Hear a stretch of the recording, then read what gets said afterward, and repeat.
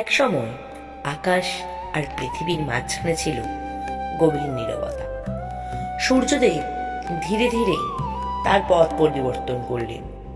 দক্ষিণ দিক ছেড়ে তিনি যাত্রা শুরু করলেন উত্তরের দিকে। আর সেই মহাক্ষণে জন্ম দিল মকর সংক্রান্তি।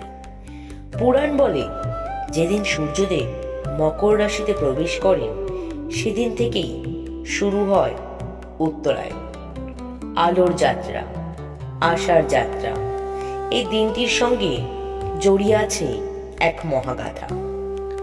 মহাভারতের বিশ্ব পিতামহ, যার ছিল ইচ্ছা মৃত্যুর বর, শরশয্যায় শুয়ে থেকেও তিনি মৃত্যুকে বেছে নেননি।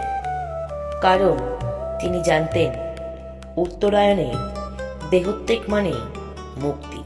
দিনের পর দিন যন্ত্রণার মাঝেও ভীষ্ম অপেক্ষা করেছিলেন সূর্যের উত্তর যাত্রার জন্য।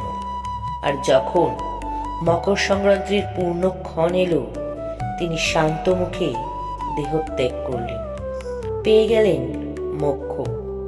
এই কারণে মকর সংক্রান্তি শুধু উৎসব নয়, এটা আত্মশুদ্ধির দিন। পুরাণে আরো বলা হয়, এই দিন গঙ্গা দেবী পৃথিবীতে অবতরণ করেন। তাই মানুষ গঙ্গা স্নান করতে যান, দান করেন, পাপ মোচনের প্রার্থনা করেন। এই সব দিনে তিল গুড় খাওয়ারও প্রচলন আছে, তবে এটিও একটি গভীর অর্থ বহন করে। তিল মানে অতীতের তিক্ততা, গুড় মানে মধুর ভবিষ্যৎ। বার্তা একটাই, তিল গুড় খাও, মিষ্টি কথা বলো।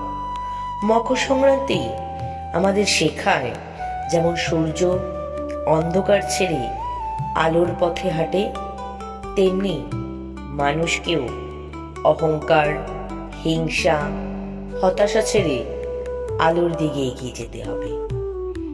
এই দিন তাই শুধু গুড় আর পিঠার নয়, এই দিন আত্মার নবযাত্রার।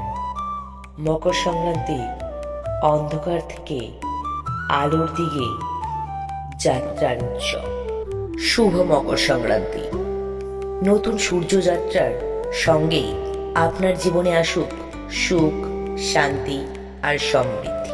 কমেন্টে জানাবেন কি করে আপনি কাটালেন আপনার মকর সংক্রান্তি।